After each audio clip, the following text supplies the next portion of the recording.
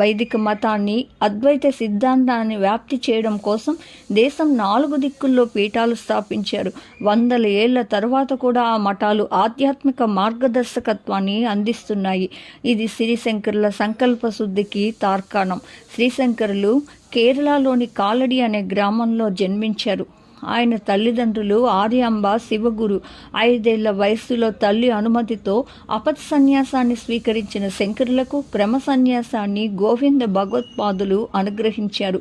తదనంతరం వారణాసి నగరంలోని వ్యాసుని ఆదేశం మేరకు రచనా వ్యాసంగాన్ని చేపట్టారు. వ్యాస విరచిత ప్రస్థానత్రయమైన భగవద్గీతకు, ఉపనిషత్తులకు, బ్రహ్మసూత్రాలకు భాష్యాలు రాశారు.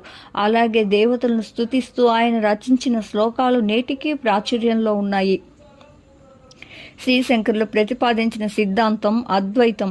అంటే రెండు కానిది, అంటే ఆత్మ, పరమాత్మ, బ్రహ్మం వేరు కావు. ఇది అద్వైత సిద్ధాంతానికి పునాది. బ్రహ్మసిద్ధ్యం జగన్నిత్య జీవో బ్రహ్మైవ నా పరహ. అంటే బ్రహ్మమే సత్యము. మనకు కనిపించే ఈ ప్రపంచం సమస్త మిథ్య. జీవుడికి, దేవుడికి, బ్రహ్మానికి భేదం లేదు. ఇదే బ్రహ్మజ్ఞానం. ఈ జ్ఞానాన్ని పొందిన వారు జీవన్ముక్తులవుతారు. శ్రీ ఆదిశంకరుల అద్వైతం భారతీయ తత్వ సిద్ధాంతాల్లో అత్యున్నతమైనది అనేది పండితుల యొక్క అభిప్రాయం. దీన్ని మాయావాదం అని కూడా అంటారు.